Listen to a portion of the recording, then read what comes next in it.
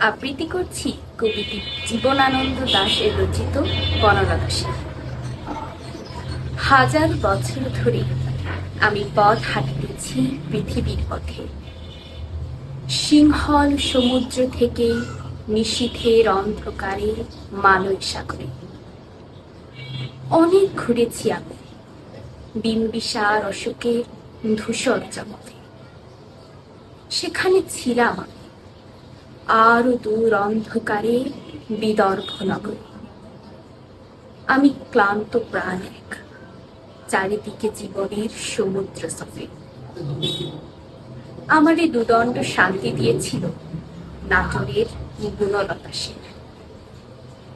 চুল তার কবেকার, অন্ধকার বিদিশার নিশা, মুখ তার শ্রাবস্তির কারুকার্য।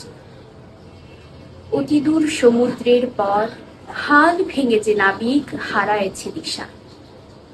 সবুজ ঘাসের দেশ যখন সে চোখে দেখে দারুচিনি দ্বীপের ভেতর, তেমনি দেখেছি তাই অন্ধকারে। বলেছে সে, এতদিন কোথায় ছিলেন? পাখির নীড়ের মতো চোখ তুলে নাটোরের বনলতা সেন।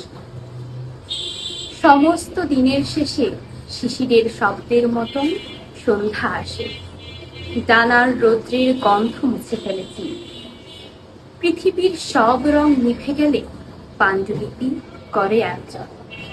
তখন গল্পের তরে জোনাকির রঙে ছিলবে। সব পাখি ঘরে আসে, সব নদী ফুরায় এ জীবনের সব লেগে। থাকে শুধু অন্ধকার, মুখোমুখি বসিবার বনলতা সেন। ধন্যবাদ।